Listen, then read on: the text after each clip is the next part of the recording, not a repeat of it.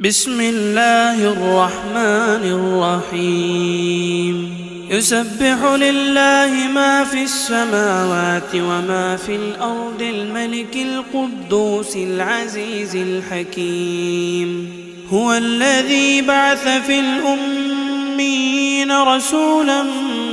منهم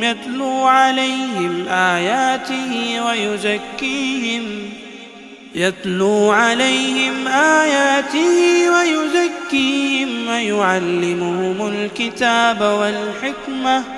وإن كانوا من قبل لفي ضلال مبين وآخرين منهم لما يلحقوا بهم وهو العزيز الحكيم ذلك فضل الله يؤتيه من يشاء والله ذو الفضل العظيم مثل الذين حملوا التوراة ثم لم يحملوها كمثل الحمار يحمل أسفارا بئس مثل القوم الذين كذبوا بآيات الله والله لا يهدي القوم الظالمين قل يا أيها الذين هادوا إن زعمتم أنكم أولياء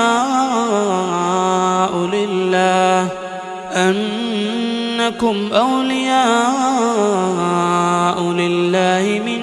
دون الناس فتمنوا الموت إن كنتم صادقين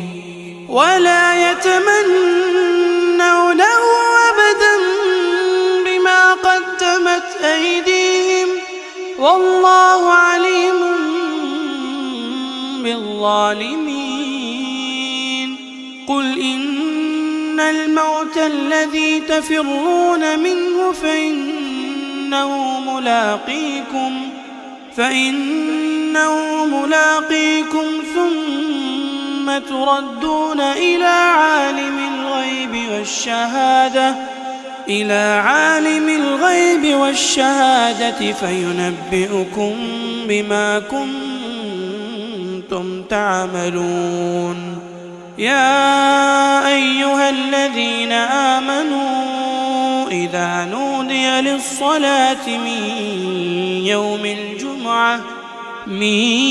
يوم الجمعة فاسعوا إلى ذكر الله وذروا البيع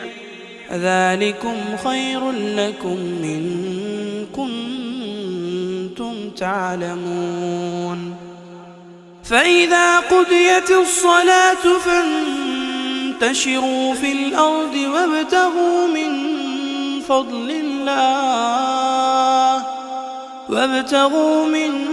فضل الله واذكروا الله كثيرا لعلكم تفلحون وإذا رأوا تجارة أو لهوا انفضوا إليها وتركوك قائما قل ما عند الله خير من اللهو ومن التجارة والله خير الرازقين